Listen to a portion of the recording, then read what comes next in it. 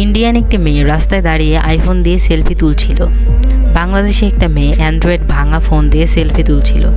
তা দেখে ইন্ডিয়ান মেয়েটি হেসে বলল, কিরে ফকিরনি, তুই এই ভাঙা ফোন দিয়ে ছবি তুলছিস? মেয়েটি মন খারাপ করলো, মন খারাপ করে চলে গেল এবং রাতে আল্লাহর কাছে বলল, আল্লাহ আমাকে অনেক টাকা পয়সার মালিক করে দাও। তারপরে মেয়েটি ঘুমিয়ে গেল। সে ঘুম থেকে সকালে উঠে দেখল তার বিছানায় একটা আইফোন এবং 1 বস্তা টাকা। তা দেখে মেয়েটি অনেক খুশি হয়ে গেল এবং আইফোন দিয়ে সেলফি তুলতে লাগলো। ইন্ডিয়ান মেয়েটি বলল, কী রে, তুই আইফোন কোথায় পেলি? কক্সবাজার গেছিলি নাকি ঘুরতে? মেয়েটি বলল, না, আমি তোর থেকে অনেক বড় লোক।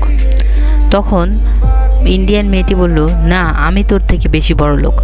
এখন নির্বাচন হবে তোমাদের কাছে।